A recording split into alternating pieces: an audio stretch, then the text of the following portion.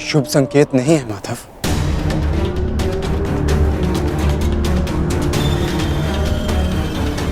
हाँ पार्थ, कदाचित आज का दिन, ये युद्ध कठिनाइयों से भरा होने वाला है। आज की परिस्थितियों के लिए सज्ज रहना पार्थ।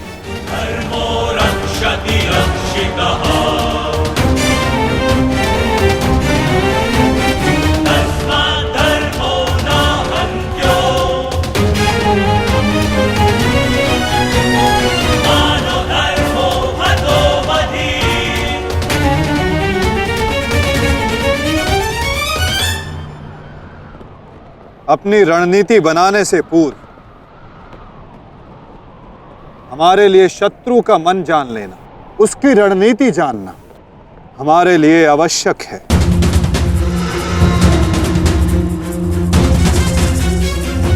सबको ज्ञात है ना कि आज शत्रु का लक्ष्य क्या होगा? युधिष्ठिर को बंदी बनाना हमारा आज का लक्ष्य होगा।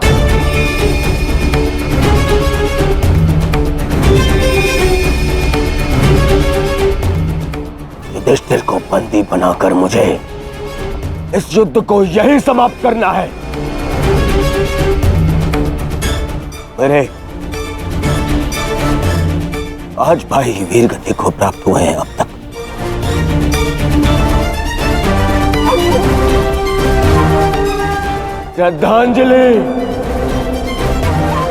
श्रद्धांजलि देनी है मुझे उन्हें।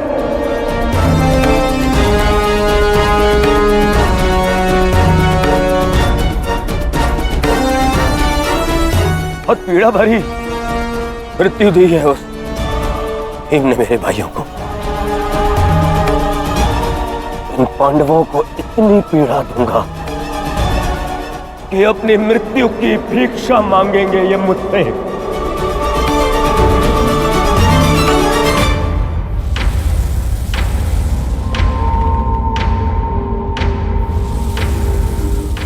मित्रगण, वचन दो मुझे, आज चाहे जो भी तुम्हारे मार्ग में आ जाए तुम उस पर दया नहीं दिखाओगे। आज चाहे जो कोई भी आ जाए तुम अपना सबसे तीव्र प्रहार उस पर करोगे। वचन दो मुझे मित्र। तुम्हारा आदेश मेरा वचन है मित्र। आज शत्रु कर्ण का एक भिन्न रूप देखेंगे।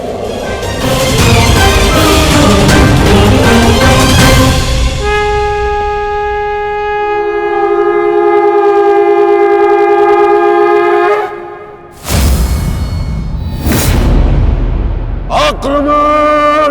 आक्रमण! आक्रमण! आक्रमण!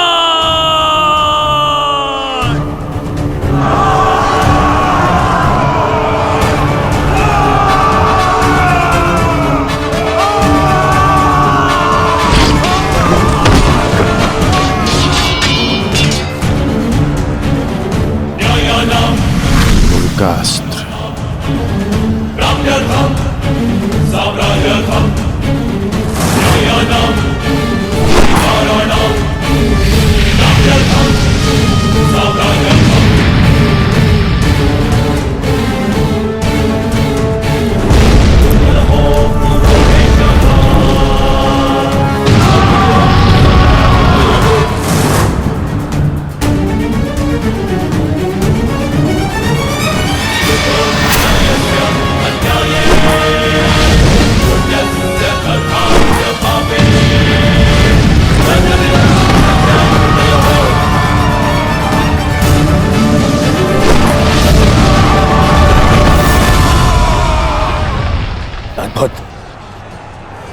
अद्भुत मित्रगण,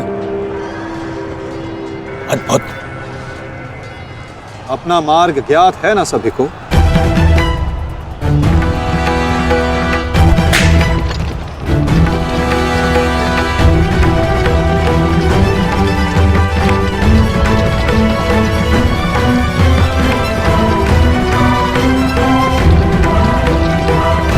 ये क्या कह रहे हो संजय?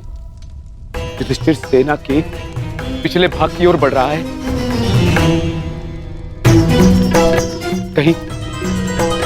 कहीं उसे हमारी रणनीति का भान तो नहीं हो गया? कौरव युधिष्ठिर को बंदी बनाना चाहते हैं। ये तो मुझे ज्ञात नहीं है महाराज, किंतु युवराज दुर्योधन इस बात से बहुत व्यग्र हो रहे हैं।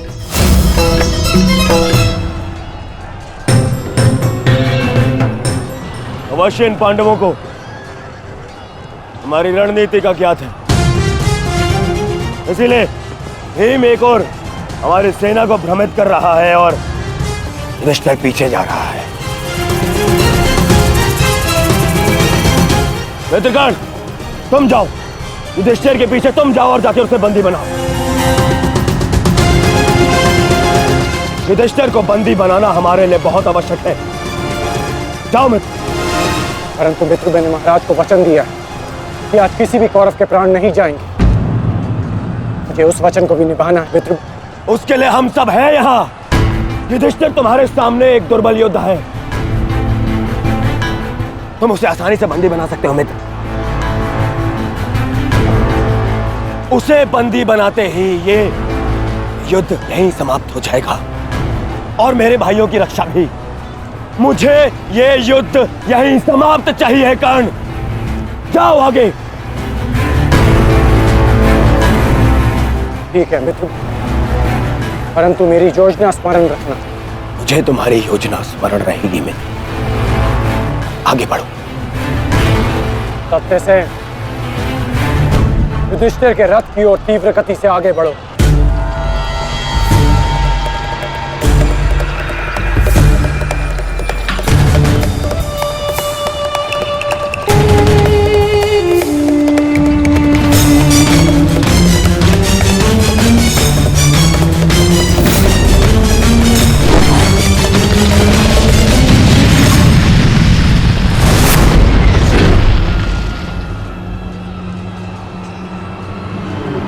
योद्धा शत्रु की ओर आगे बढ़ता है, उससे पीछे नहीं भागता। मैं तुम्हें युद्ध का आह्वान देता हूं कौन्तेय।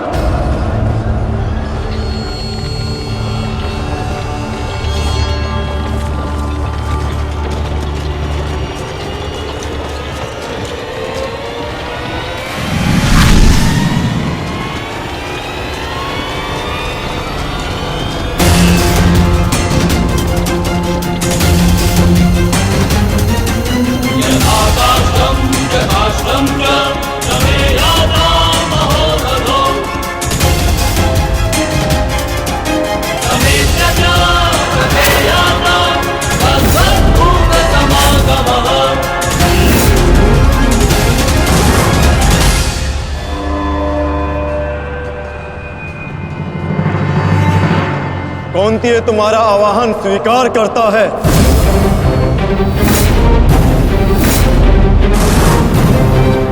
कल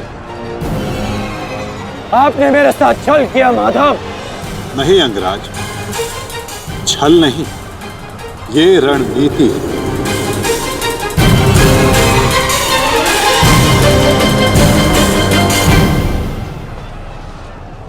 ये युधिष्ठिर का रथ है और इस पर युधिष्ठिर को विराजमान होना चाहिए था। वो तुम्हारी भूल है अंगराज, क्योंकि तुमने रथ को नहीं, रथी को युद्ध के लिए ललकारा है। और तुमने युधिष्ठिर को नहीं, कौन्तेय को ललकारा है, युद्ध का आवाहन दिया और उसने तुम्हारे इस युद्ध के आवाहन को स्वीकार किया है। तुम सदैव मुझसे द्वंद्व करने का अवसर ढूंढते रहे हो कर्ण। समय आ गया है, अब दिखाओ कि तुम कितने समर्थवान और कुशल योद्धा हो। अपना आवाहन पूर्ण करो मुझसे और वहां भ्राता भीम अपनी प्रतिज्ञा पूर्ण करेंगे।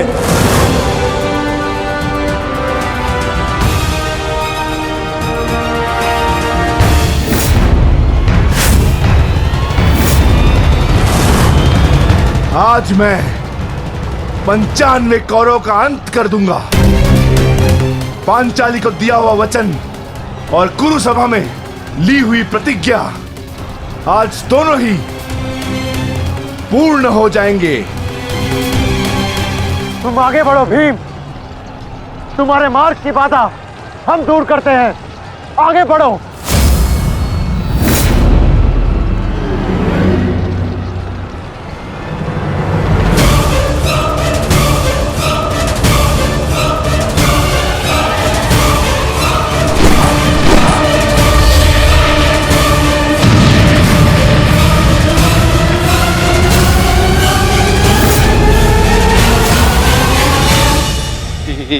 ये क्या कह रहे हो संजय? वहां वासुदेव ने काट से कर्ण को फंसा दी और यहाँ भीम हमारे व्यू में प्रवेश कर चुका है। शेष तीनों पांडव उसके पीछे हैं। अब कौन बचाएगा मेरे पुत्रों के प्राण? कौन करेगा उनकी रक्षा?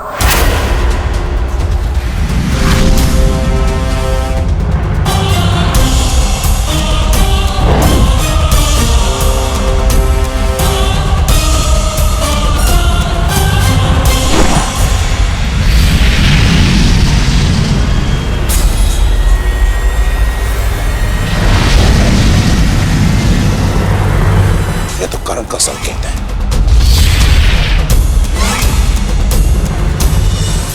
तुम कोई भी संकेत दे लो कर्ण, तुम्हारी सहायता के लिए यहां कोई नहीं आ पाएगा और ना ही मैं तुम्हें कौरवों की रक्षा करने के लिए यहां से जाने दूंगा।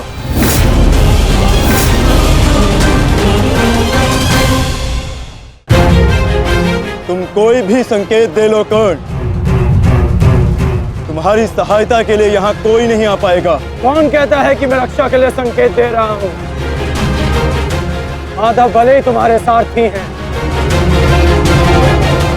किंतु इनकी नीति मैं तुमसे अधिक पहचानता हूं। तुमने भले ही माधव की सहायता से मुझे युद्ध क्षेत्र से अलग कर दिया, किंतु मेरी रणनीति को विफल नहीं कर पाओगे अर्जुन।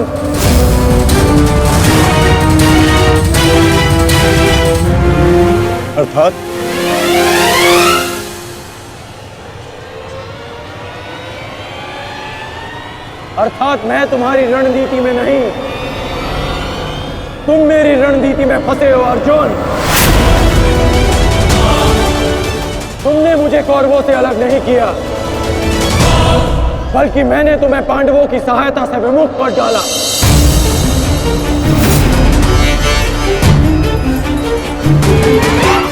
अब तुम भीम की सहायता नहीं कर पाओगे अर्जुन, और भीम किसी कौरव का वध नहीं कर पाएगा।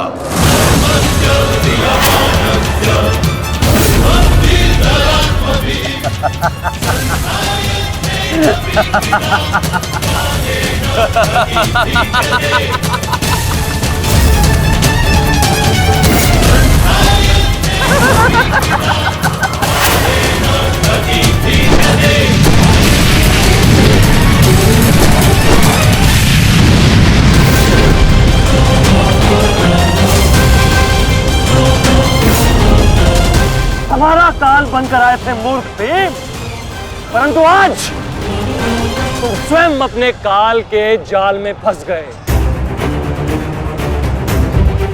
प्रिय भ्राता भीम, अकेले ही 100 कौरवों का वध करने की शपथ ली है ना तुमने? तो अब देखते हैं इस शपथ को पूर्ण करने का सामर्थ्य तुम्हें है भी या नहीं। प्रतिज्ञा पूर्ण करना चाहते थे ना गदाधारी? इस प्रतिज्ञा को पूर्ण करने के लिए तुम्हें अब अगला जन्म लेना होगा, क्योंकि इस जन्म में तुम्हें मरना होगा गदाधारी।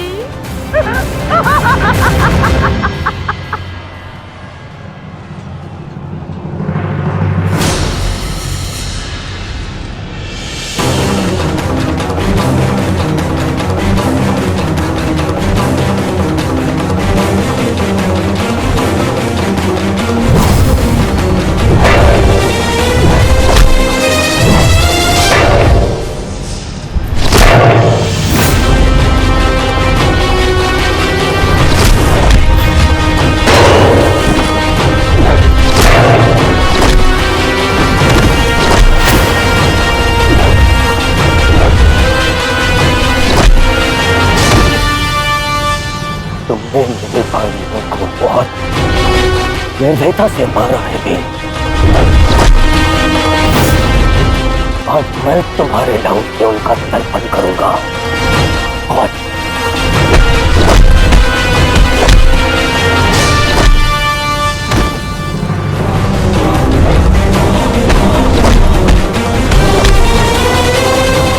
मैं तुम्हारे लहू से उनका तर्पण करूंगा।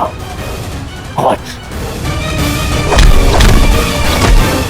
भीम, आज मैं अपने भ्राताओं की मृत्यु का प्रतिशोध लेकर रहूंगा। सावधान!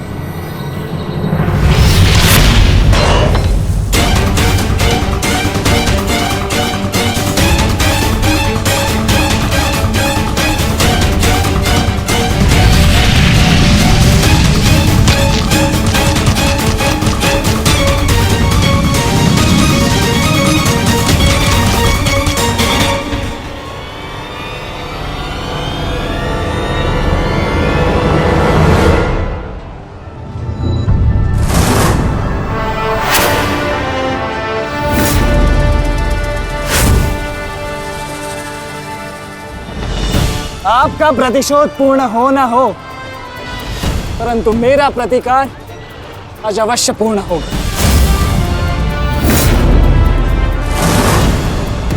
अभिमन्यु, दो योद्धाओं के बीच में आना युद्ध नियमों के विरुद्ध। 6 महारथियों ने अकेले ताचरी भीम को घेरा है। नियम तो आपने भंग किया है, तो अब यह अधिकार मुझे भी है।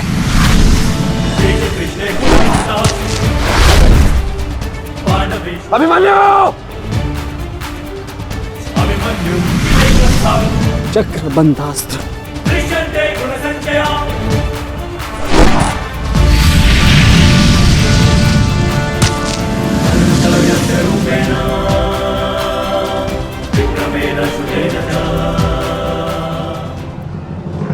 अभिमन्यु, तुम भूल रहे हो, मैं तुम्हारे पिता के आचार्य का पुत्र हूं। चक्रबांध अस्त्र का तोड़ मैं जानता हूं। चक्र विपरीत अस्त्र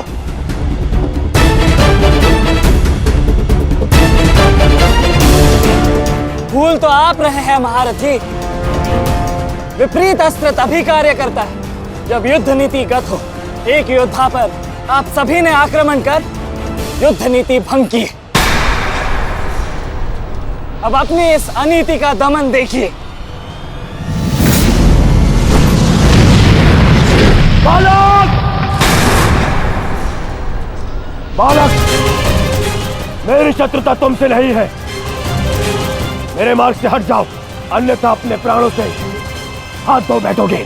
धो तो आज मैं उस कलंक को दूंगा जो मेरे परिवार के माथे पर है, कि अपने कुलवधु के अपमान का प्रतिकार नहीं कर पाए।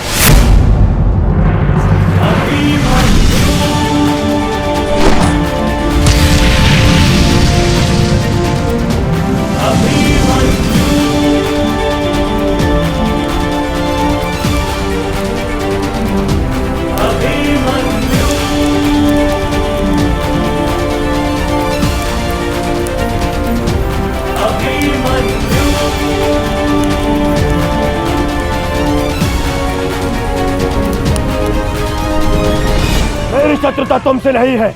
मेरे मार्ग से हट जाओ, अन्यथा अपने प्राणों से हाथ धो बैठोगे। धो तो आज मैं उस कलंक को दूंगा जो मेरे परिवार के माथे पर है, कि अपने कुलवधु के अपमान का प्रतिकार नहीं कर पाए।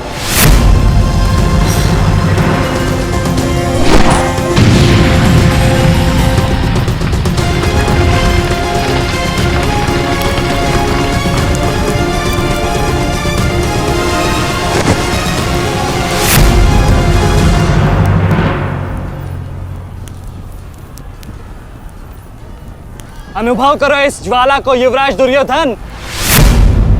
ये वही ज्वाला है जो इतनी वर्षों से मेरी माता के हृदय में धधक रही है।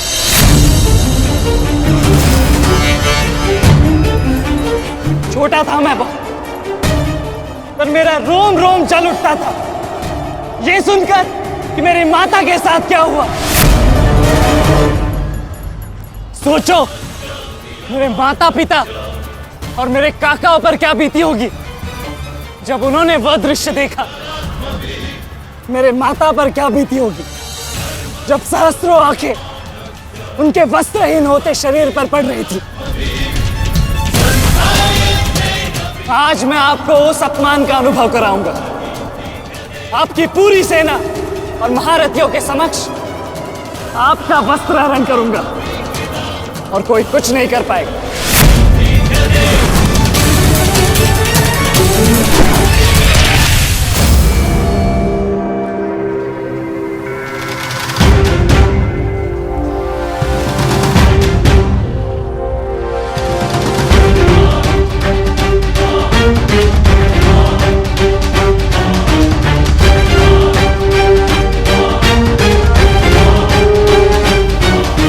अनुभव करो उस अपमान का, अनुभव करो उस वस्त्र हरण से हुए अपमान का जो आप सभी ने किया।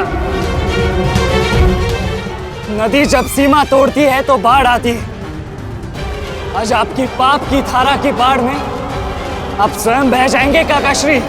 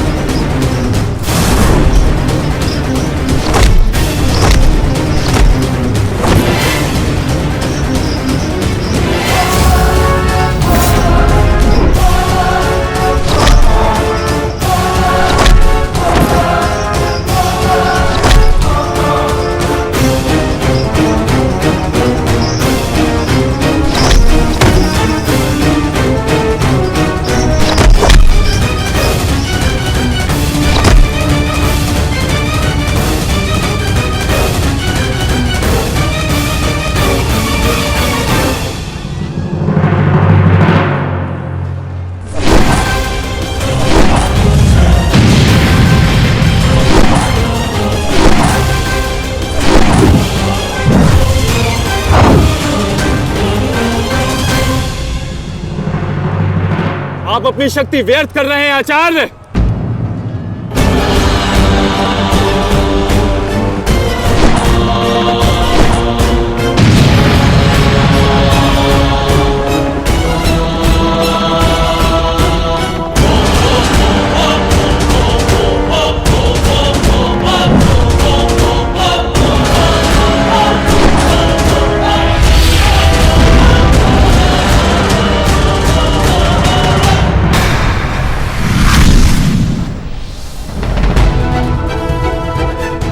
दुर्योधन को मेरी सहायता की आवश्यकता है।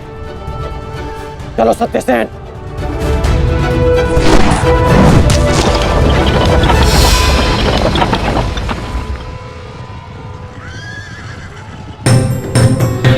कहां चले अंगराज? मैं जानता हूं कि तुम्हारे मित्र पे आए संकट का संदेश तुम्हें मिल चुका है, परंतु मैं तुम्हें जाने नहीं दे सकता। तुम कदाचित मुझे रोक सकते थे अर्जुन, परंतु तुमने एक भूल कर दी। तुम अपने रथ पर नहीं हो अर्जुन। हाँ, वासुदेव तुम्हारे सारथी हैं, परंतु महाबली हनुमान का आशीर्वाद तुम्हारे रथ पर नहीं।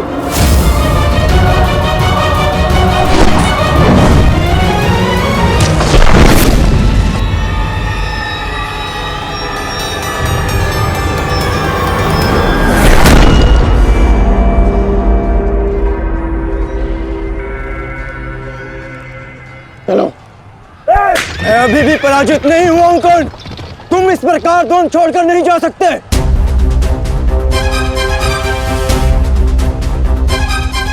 तुम युद्ध के नियम भूल रहे हो अर्जुन। युद्ध का नियम है कि महारथी ही महारथी के साथ द्वंद्व कर सकता है, और तुम रथ विहीन हो, इसलिए मैं तुम्हारे साथ द्वंद्व नहीं कर सकता।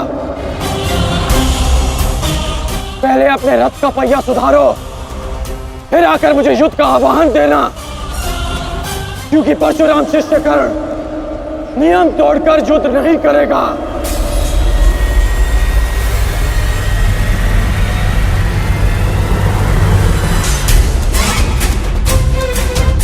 चलो सत्यसेन।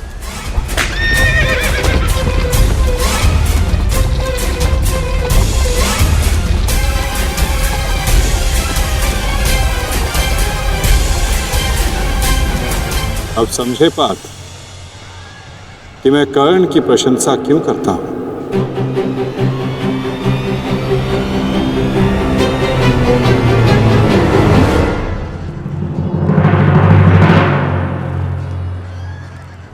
मानता हूं कि आपका वध करना काकाश्री की प्रतिज्ञा थी। उनकी प्रतिज्ञा को भंग करने का दंड मैं सह लूंगा, परंतु आज अपनी माता के अपमान का दंड मैं आपको अवश्य दूंगा।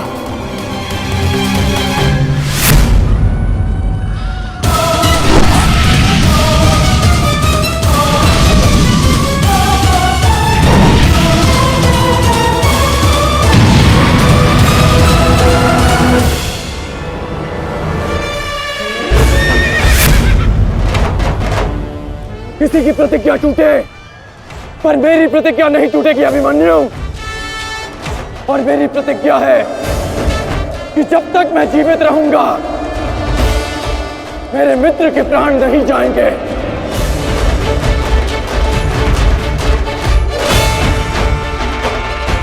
यदि जीवित रहना चाहते हो तो पीछे हट जाओ अभिमन्यु। आप भूल रहे हैं अंगराज कि मैं किसका पुत्र हूं। पीछे हटने के बारे में सोच भी नहीं सकता। तो प्रहार सहने के लिए तत्पर रहो।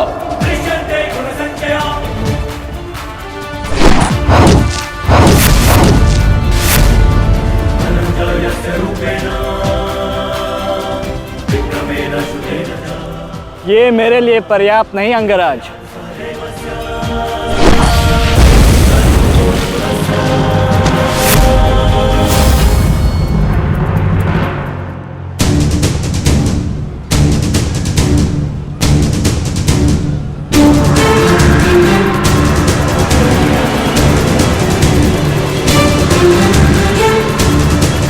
ना मेरे पास बाणों की कमी है और ना प्रहारों की। ये अंतिम अवसर है अभिमन्यु, लौट जाओ।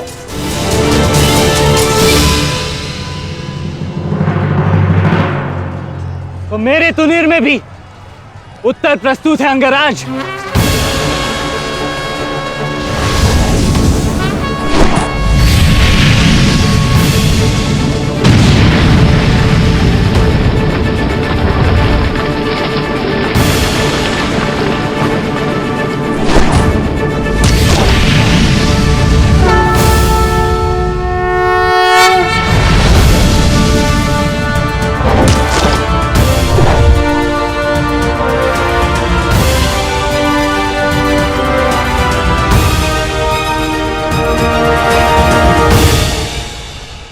मैं तुम्हारा सामर्थ्य स्वीकारता हूं। तुम एक कुशल योद्धा हो अभिमन्यु, किंतु कुशल होने के साथ साथ बुद्धिमान होना भी आवश्यक है। लौट जाओ। यदि कल युद्ध करना चाहते हो तो आज जीवित रहना सीखना होगा। लौट जाओ अभिमन्यु।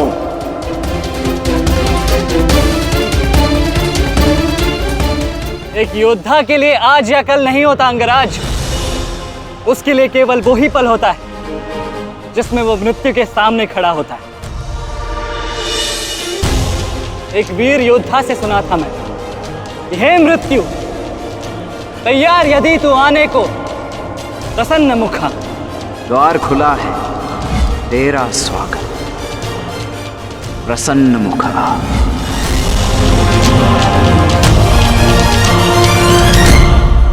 मुझे रोकने का अब केवल एक ही अस्त्र है आपके पास। यह आपको मेरा वध करना होगा। तो लीजिए अंगराज, अपने पुत्र के मृत्यु का प्रतिशोध लीजिए। आपके समक्ष आज वो योद्धा खड़ा है जिसके पिता ने आपके पुत्र का वध किया था। प्रतिकार कीजिए अंगराज, रुके क्यों है? क्योंकि जो पीड़ा मैंने सही, मैं नहीं चाहता कि वो पीड़ा मेरा शत्रु भी सहे। कृष्ण ने अपना विकल्प स्वयं चुना था। वो रणभूमि छोड़कर जा सकता था, परंतु उसने मृत्यु चुनी। गर्व है मुझे तुम जैसे युवा योद्धाओं पर, जो अपना कर्तव्य पूर्ण करने के लिए सदैव तत्पर रहते हैं। मैं जानता हूं कि तुम पीछे नहीं हटने वाले अभिमन्यु, परंतु मुझे भी अपना कर्तव्य पूर्ण करना है।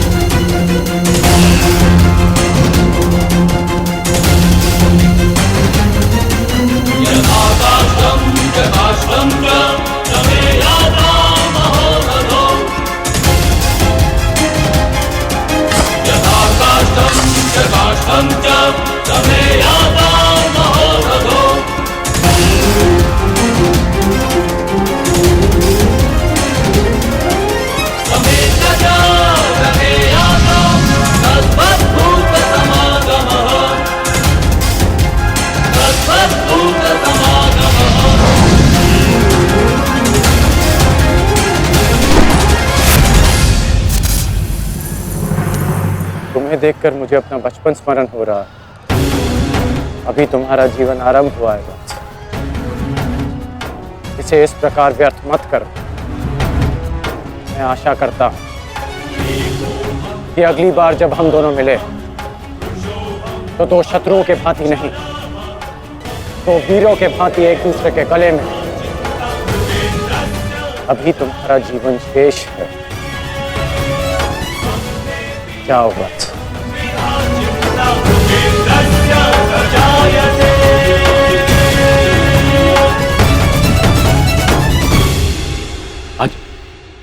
आज कौरवों की विजय हुई है गांधारी। पांडवों की एक अक्षुणी सेना को ध्वंस कर दिया है हमने आज। भीम हमारे एक भी पुत्र को क्षति नहीं पहुंचा पाया, एक भी।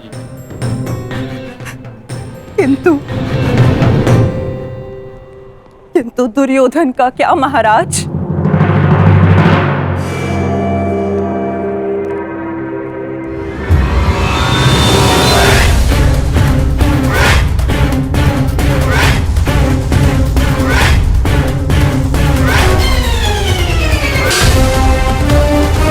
मित्र,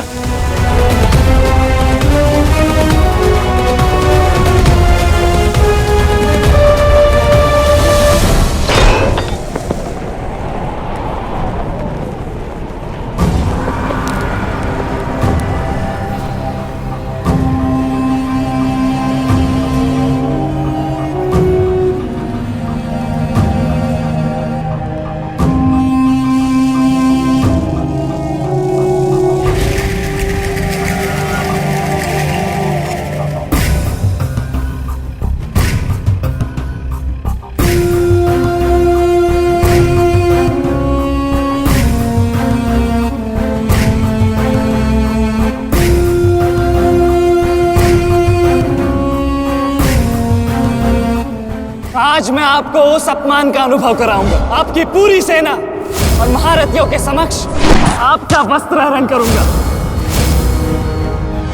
परंतु आज अपनी माता के अपमान का दंड मैं आपको अवश्य दूंगा।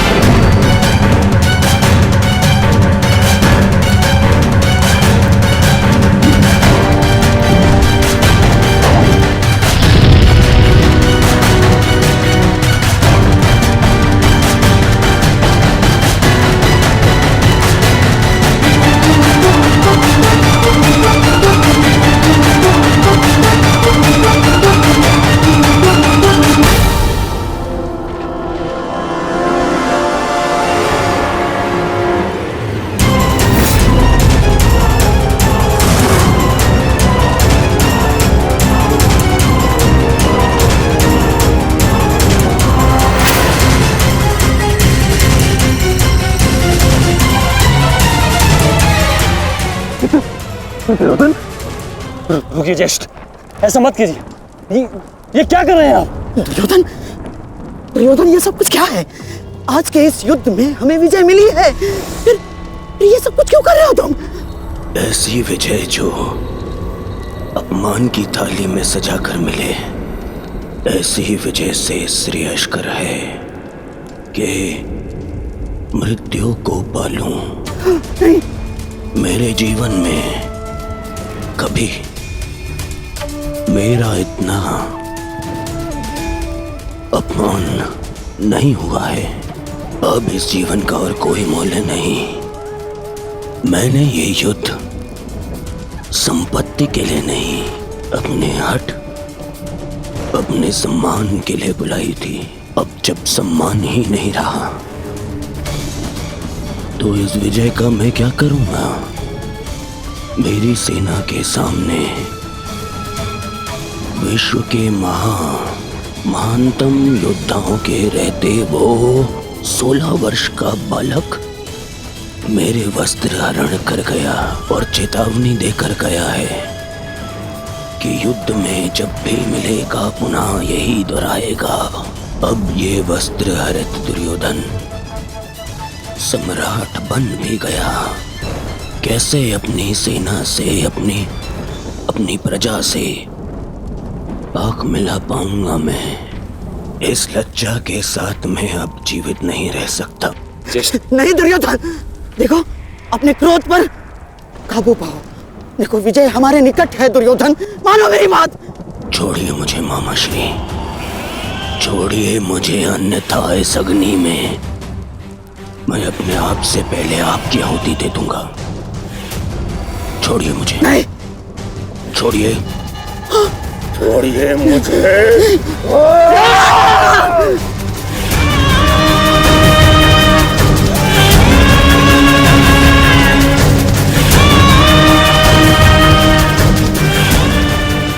नहीं, नहीं दुर्योधन, देख क्या रहे हो मूर्खों? कोई रोको इस अनर्थ को।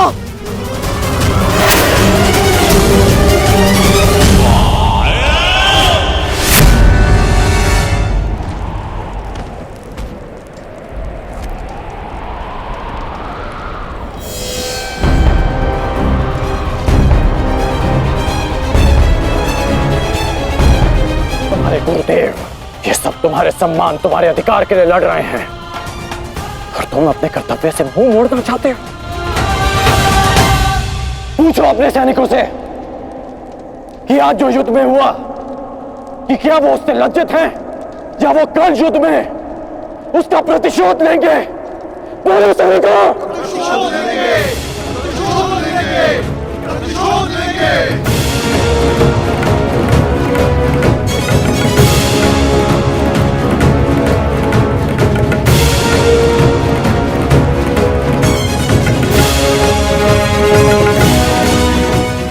सैनिकों का सम्मान मेरे मन में लगी अग्नि को बुझा नहीं सकता मित्र। मैं तुम्हारे लिए सदैव प्रस्तुत हूं मित्र। आदेश दो मुझे, आदेश दो कि क्या चाहिए तुम्हें। तुम्हारी पीड़ा को शांत करने की औषधि क्या है मित्र, बताओ मुझे। मुझे अपने इस अपमान का प्रतिशोध चाहिए। जिसने मेरा मान हरण किया उसके प्राण हरण करने हैं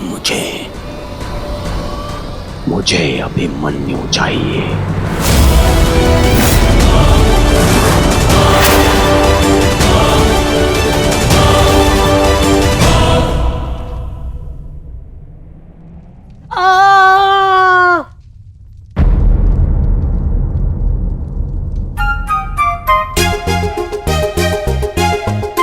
बहुत पीड़ा हो रही है ना इन्हें।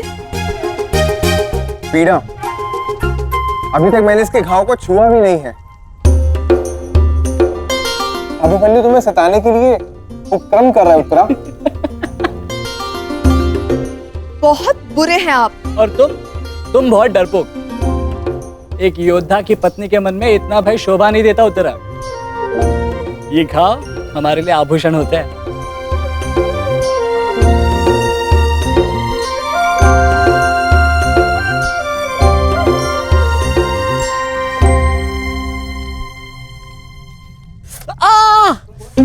क्यों सताते हो तुम उसे? अब क्या करूं माता, वो तो आजकल हर बात पर क्रोधित हो जाती है। और अब आप भी मुझे डांट रही हो। तुम्हें अधिक चोट तो नहीं आई ना पुत्र? नहीं पिताश्री, बल्कि बहुत कुछ सीखने को मिला।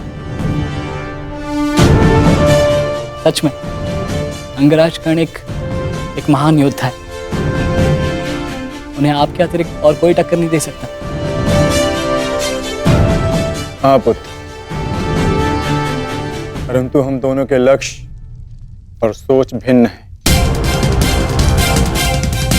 मुझे तुम पर गर्व है।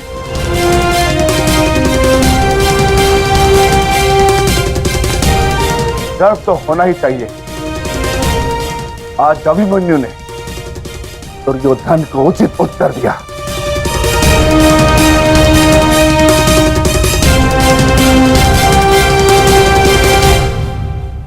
सत्य अभिमन्यु,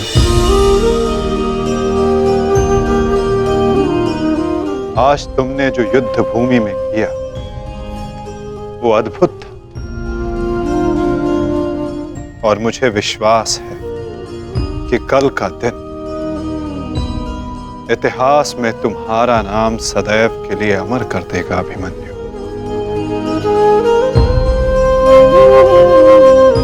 इतिहास से पूर्व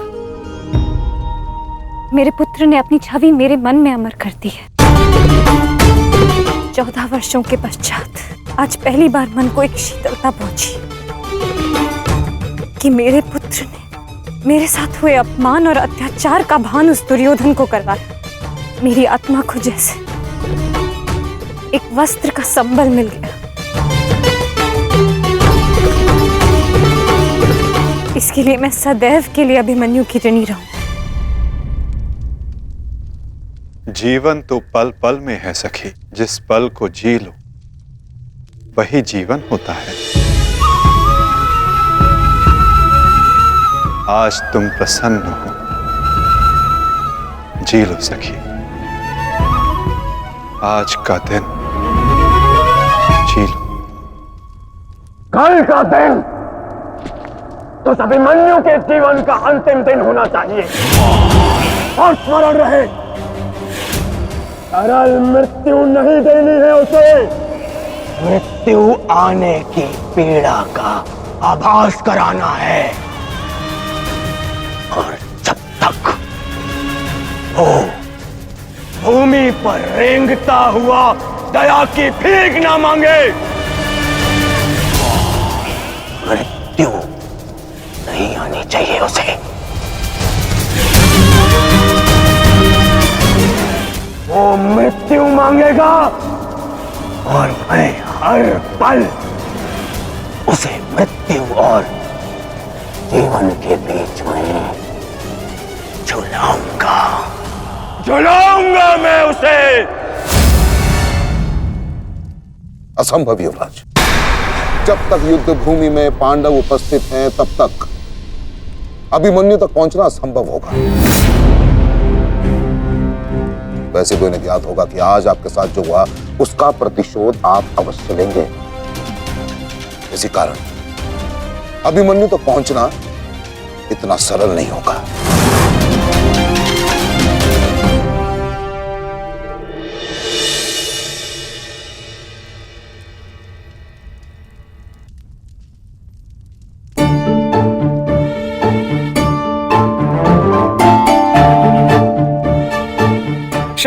क्षमा कर दो, भूल हो गई बस। अच्छा अब क्षमा भी कर दो। जिसने युवराज दुर्योधन का मस्तक झुका दिया वो आज तुम्हारे समक्ष सर झुकाए मना रहा है तुम्हें। देखो, किसी ने मुझे इस प्रकार सर झुकाए देख लिया ना तो मेरा बहुत उपहास उड़ाया जाएगा। पहले वचन दीजिए कि भविष्य में आप इस तरह मेरा उपहास नहीं बनाएंगे। आपको अनुमान भी है मैं कितनी भयभीत हो गई थी। अब इसमें भयभीत क्या होना उत्तरा? आप नहीं समझेंगे, मुझे आपसे बात ही नहीं करनी। तो ठीक है, मत बात करना, परंतु कल यदि लौटा नहीं ना तो पछताना नहीं कि दोबारा ऐसे मत बोलना आर्य। भाई खो चुकी हूँ, पति नहीं खो सकती। क्षत्रिय हूँ, अपने अधिकार लेना जानती हूँ। आपको लौटना होगा क्योंकि इस बार केवल मैं नहीं, आपकी होने वाली संतान भी आपकी प्रतीक्षा करेगी।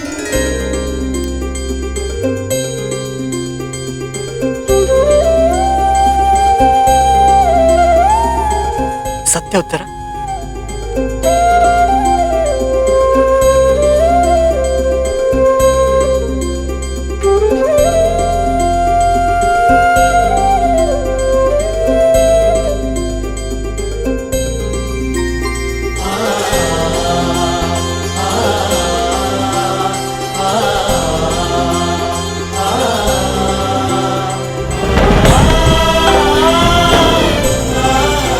मैं तुम्हें वचन देता हूं उत्तरा, तुम और हमारी संतान सदा मुझ पर गर्वित रहेंगे।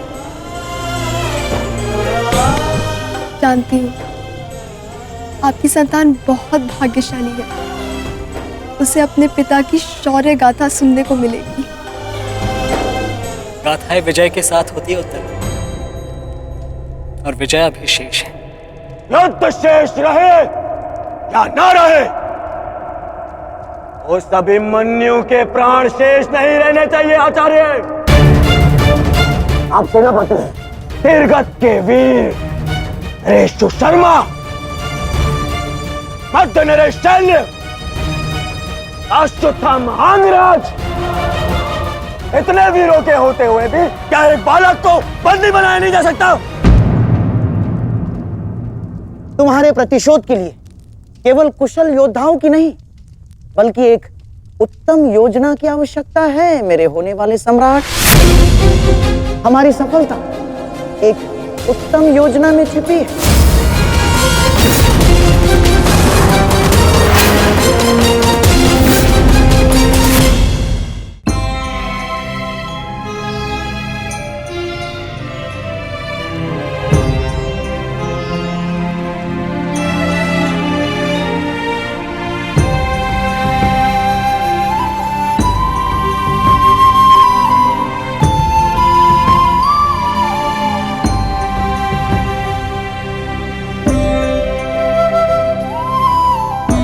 ऐसा क्या है जो आप चाहकर भी मुझसे नहीं कह पा रहे हैं सखा?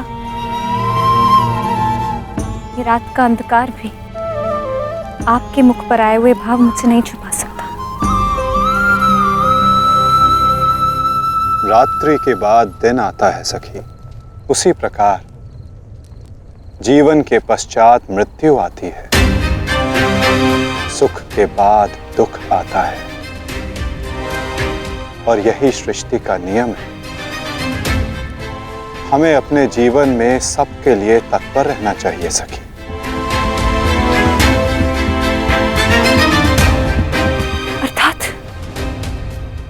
अर्थात जो मेरा भय है, क्या वो सच होने वाला है माधव?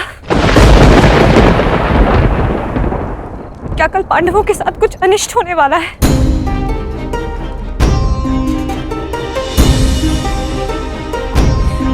आप तो सब जानते हैं ना सखा। बताइए मुझे।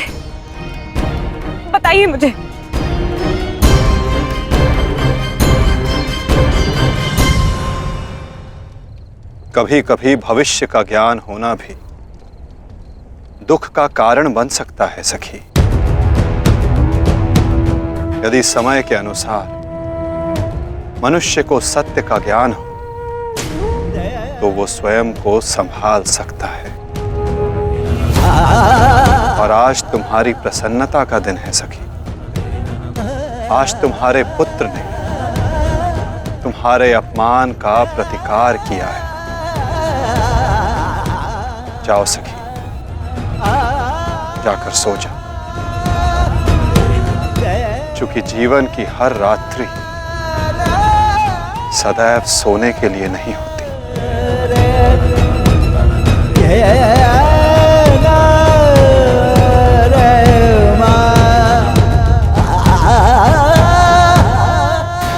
तब तक सो नहीं पाऊंगा जब तक मेरा प्रतिशोध पूर्ण ना हो जाए आचार्य। प्रतिशोध की आग में कोई और भी जल रहा है। युवराज दुर्योधन,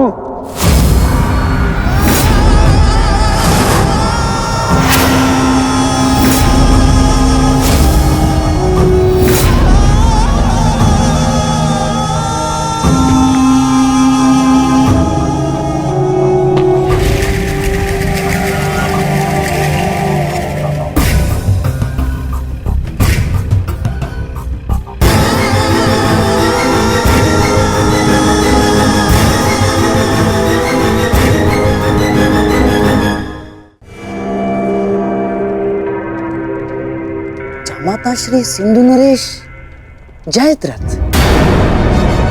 भूल को क्षमा किया जा सकता है, अपराध को नहीं। इस अपमान के पश्चात विचलित बचा तो ऐसा भयंकर प्रतिशोध होगा कि तुम पांचों की आत्मा कांप उठेगी। प्रतिशोध लूंगा। कल तुम्हारे साथ साथ मेरा प्रतिशोध भी पूर्ण होगा और मैं सम्मान सहित तुम्हारी बहन दुशला को अपना मुख दिखा सकूंगा।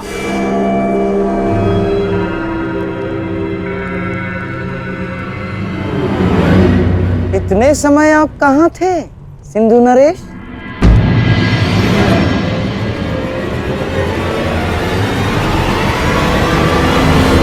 अपने अपमान के प्रतिशोध का प्रबंध कर रहा था।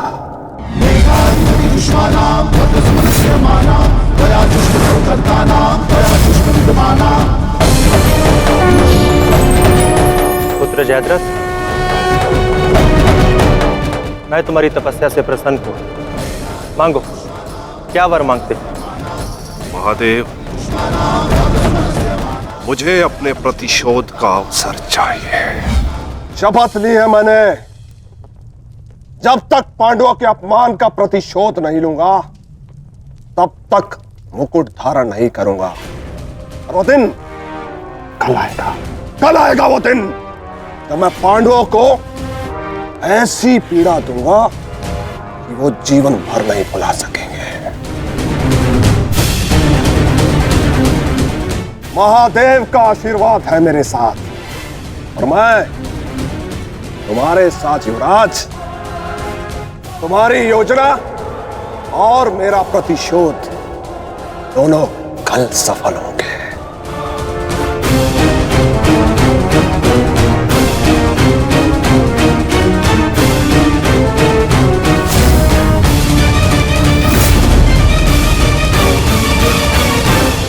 हर हर महादेव, हर हर महादेव।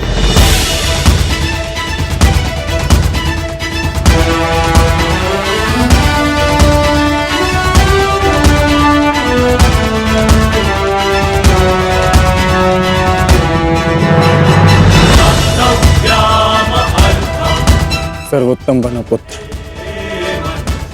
संसार के सभी योद्धाओं में तुम्हें सबसे अधिक कीर्ति प्राप्त हो।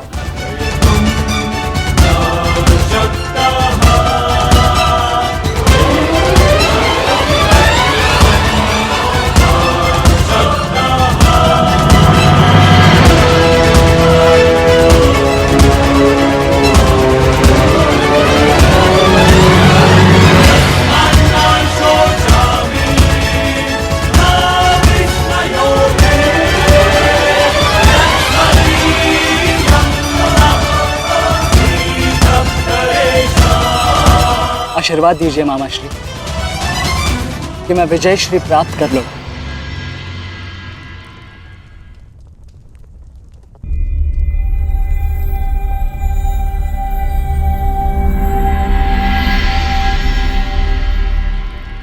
विजय तो कायरों को भी प्राप्त होती है पुत्र, परंतु कीर्ति और यश केवल शूरवीरों का मुकुट बनती है।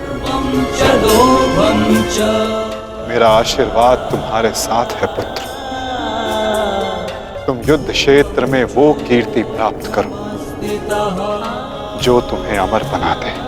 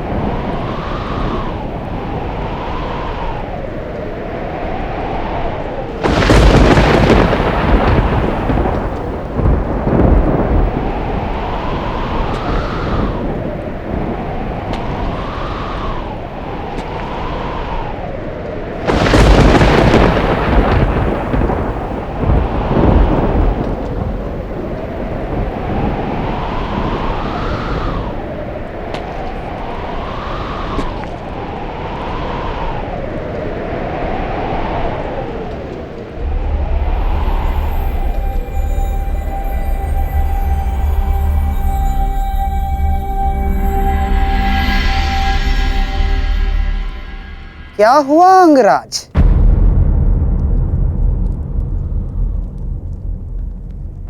सूर्यदेव से आप ये प्रार्थना तो नहीं कर रहे हैं कि वो उदित ही ना हो? अर्जुन को दिया वचन आपको पूर्ण करना होगा अंगराज। सूर्यास्त का बहाना बनाकर कहीं आज भी शत्रु को जीवित छोड़ देने का मन तो नहीं बना लिया आपने?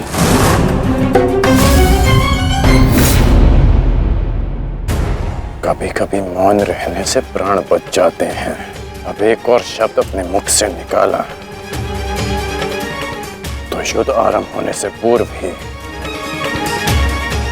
शत्रु से पहले मैं अपने पक्ष के किसी योद्धा का वध कर दूंगा। अंगराज, अंगराज आप क्रोधित क्यों हो रहे हैं? मेरे कहने का तात्पर्य केवल यह है कि आपके पुत्र वृषसेन की मृत्यु तो स्मरण है ना आपको? वृषसेन के हत्यारे अर्जुन का पुत्र ही आज आपका लक्ष्य होना चाहिए। बस मैं यही कहना चाह रहा था। कर्ण को स्मरण है मामा श्री।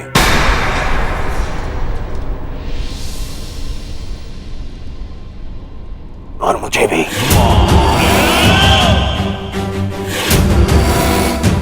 आज हम वृषसेन की मृत्यु और मेरे अपमान का प्रतिकार दोनों लेंगे। मैं केवल इतना जानना चाहता हूं कि इस प्रतिकार से पूर्व उस कौटे अर्जुन को मार्ग से हटाने का क्या प्रबंध करना चाहिए? उसका प्रबंध मैं कर चुका हूं मेरे होने वाले सम्राट।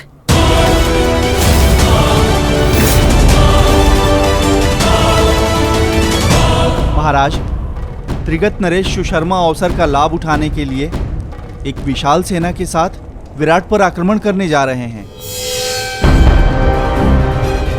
विराट नगर को सहायता की आवश्यकता है, शीघ्र कुछ कीजिए। मुझे शीघ्र ही विराट प्रस्थान करना होगा।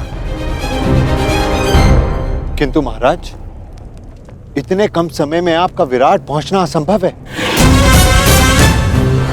केवल वासुदेव में ही वो क्षमता है जो वायु गति से रथ चलाकर अर्जुन के साथ वहां पहुंचे। हमें आपकी सेना की आवश्यकता है और अर्जुन अकेला ही उन सब के लिए पर्याप्त है। किंतु अर्जुन की अधिक आवश्यकता यह रणभूमि में है। परंतु महाराज, आप वहां बहुत से परिवार, स्त्री और बालक संकट में। एक समय था जब विराट राज ने हमें अज्ञातवास में शरण दी थी। आज वो समय आ गया है कि हम उसका ऋण चुका सकें।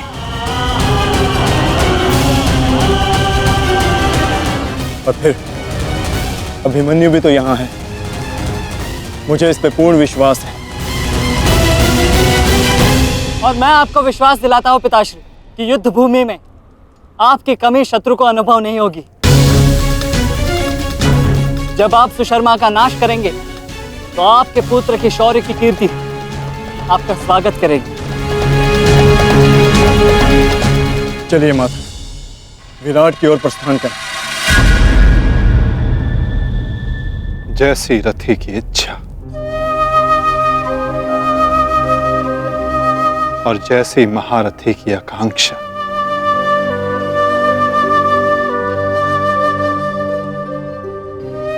आओ पार्थ।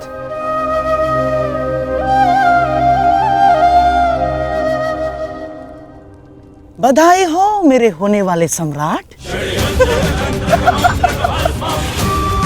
अर्जुन रणभूमि छोड़कर विराट के लिए प्रस्थान कर चुका है।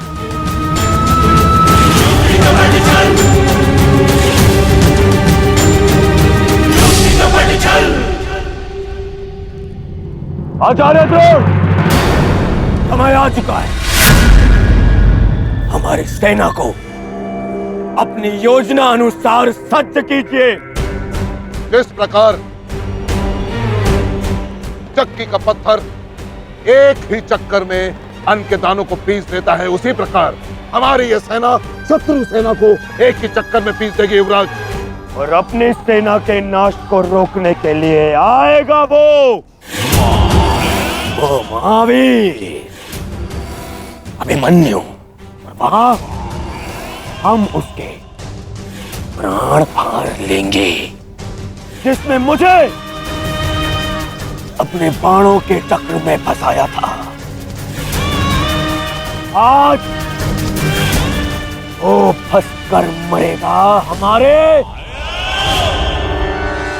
चक्रव्यूह में। युद्ध का 13वां दिन।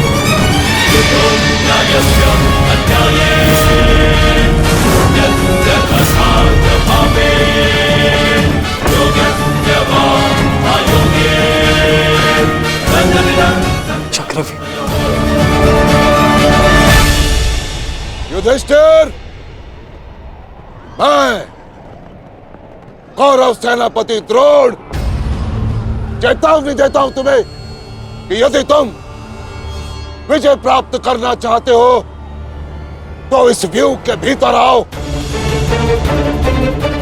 और यदि तुम इस व्यू को तोड़ने में सक्षम रहे तो हम अपनी पराजय स्वीकार कर लेंगे, और यदि नहीं तो तुम अपनी हार स्वीकार कर लेना। सुना तुमने?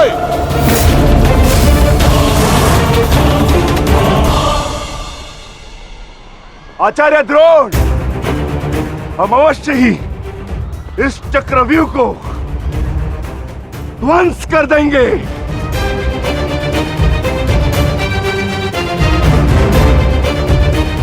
यह असंभव है। चक्रव्यूह युद्ध का सबसे कठिन और सबसे विनाशकारी व्यूह है। इसका हल केवल अर्जुन के पास है।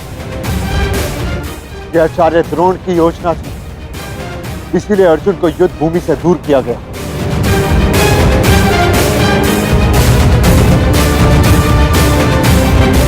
कोई तो मार्ग होगा।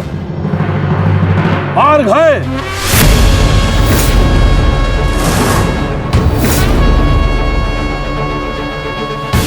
मैंने भी उसी आचार्य भारद्वाज से चक्रव्यूह भेदन सीखा है, जिस आचार्य भारद्वाज से उस द्रोण ने चक्रव्यूह की रचना सीखी।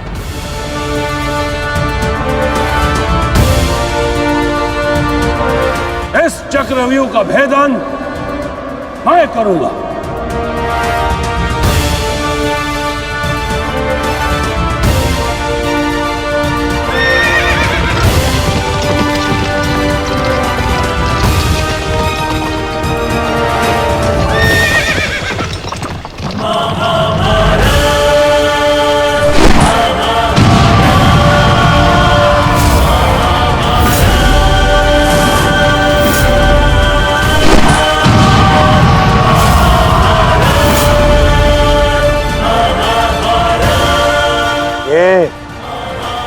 क्या है आचार्य? पांचाल नरेश द्रुपद तो इस व्यू को तिनके की तरह तोड़ते हुए आगे बढ़ रहे हैं। भूल गया वीरराज कि मैंने और इसी द्रुपद ने मेरे पिताश्री के आश्रम में इस चक्रव्यूह का अभ्यास किया था। तो अपने मित्र को रोकने के लिए कोई अस्त्र, कोई शस्त्र है आपके पास? अब तो केवल एक ही अस्त्र है और एक ही शस्त्र दुर्योधन। जयद्रथ!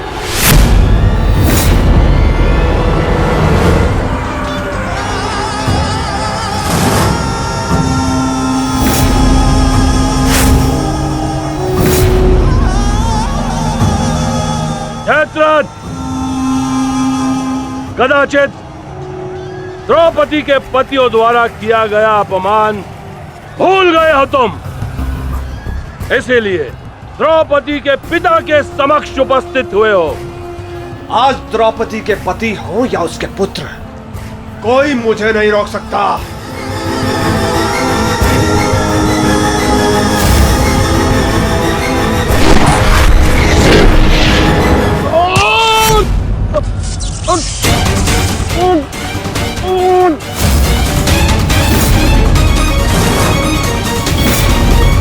आगे बढ़ो पांडवों, अन्यथा अपनी सेना का विनाश देखो।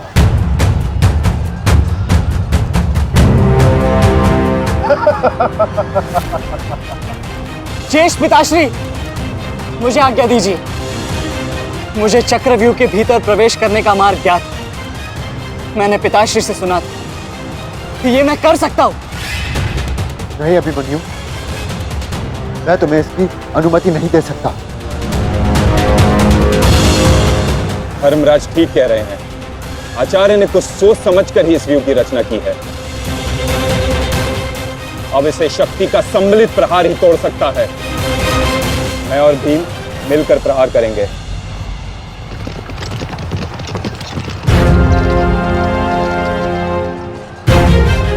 देखिए ने मामा श्री, धृष्टद्युम्न और भीम स्वयं आक्रमण कर रहे हैं।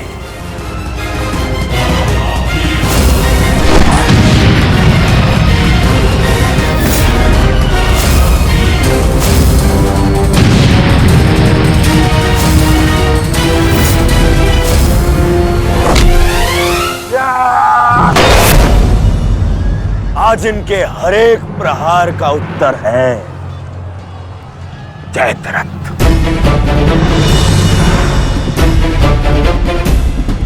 चक्रव्यूह में प्रवेश करने से पूर्व मुझसे नहीं मिलोगे मित्र? स्मरण है ना 5 चोटियां? आज उसी के प्रतिकार का दिन है। प्रभु, मैं चाहता हूं कि युद्ध भूमि में किसी एक दिन सभी पांडवों पर विजय पा सकूं। सब पांडवों पर विजयी होने का आशीष नहीं दे सकता जयद्रथ, क्योंकि अर्जुन को मैंने पशुपतास्त्र दिया।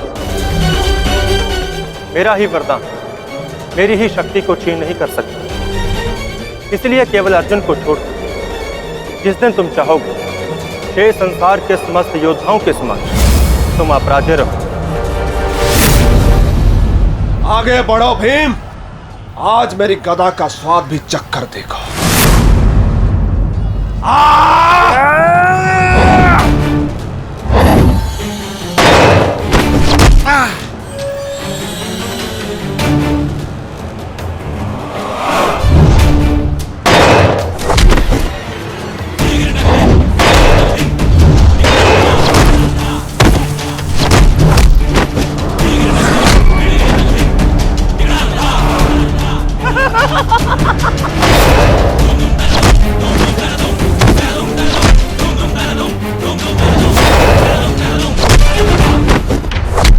मारो से।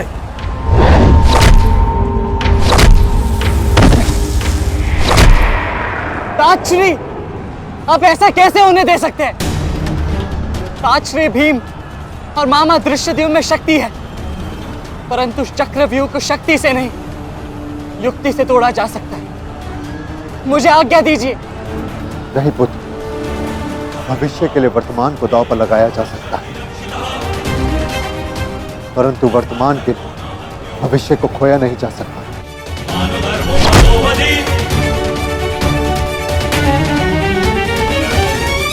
ताक्षरी भीम और मामा दृश्यद्युम्न में शक्ति है, परंतु चक्रव्यूह को शक्ति से नहीं युक्ति से तोड़ा जा सकता है। मुझे आज्ञा दीजिए। नहीं पुत्र, भविष्य के लिए वर्तमान को दांव पर लगाया जा सकता है, परंतु वर्तमान के भविष्य को खोया नहीं जा सकता। एक दांव लगाने के दोष के कारण मैं आज इस महायुद्ध में खड़ा हूं। मैं दूसरा दांव नहीं लगा सकता अभिमन्यु। परंतु आज यदि चक्रव्यूह को तोड़ा ना गया तो हम ना केवल हार जाएंगे, बल्कि मेरे पिताश्री का सर भी झुक जाएगा। आपने वो दांव लगाकर सर झुकाया था और मैं ये दांव खेलूंगा अपने पिताश्री का सर ऊंचा रखने के लिए। मैंने उन्हें वचन दिया था कि युद्ध भूमि में शत्रु को उनकी कमी अनुभव नहीं होगी, और मुझे शत्रुओं को वीर अर्जुन के रक्त का तेज दिखाना है। इसीलिए आज्ञा दीजिए ताक्षरी, और फिर मैं अकेला कहाँ हूं? चक्रव्यूह में मेरे प्रवेश करते ही आप भी मेरे पीछे पीछे अंदर आ जाइए। मैं मार्ग बनाऊंगा और आप चक्रव्यूह को ध्वंस कीजिएगा। सोचिए मत, समय नहीं है ताक्षरी। आशीर्वाद दीजिए।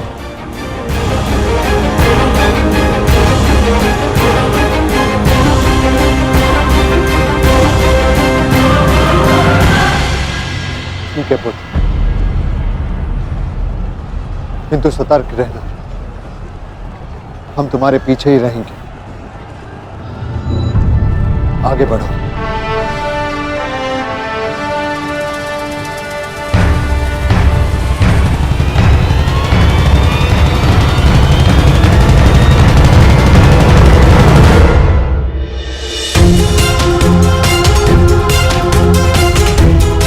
जाओ सर, जाकर सो जाओ, क्योंकि जीवन की हर रात्रि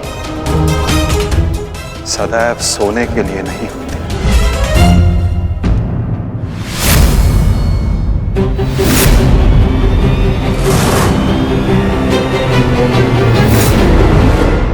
मेरी सुरक्षा के लिए माता यज्ञसेनी का आशीर्वाद है मेरे साथ, और जब तक ये मेरे साथ है मुझे कुछ नहीं हो सकता।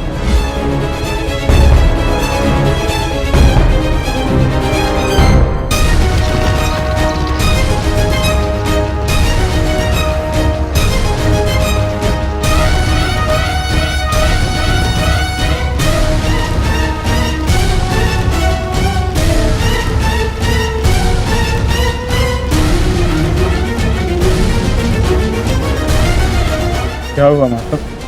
आप रुक क्यों गए? चूंकि समय नहीं रुकता पार्थ, परंतु मानव को 2 पल रुकने का अधिकार है।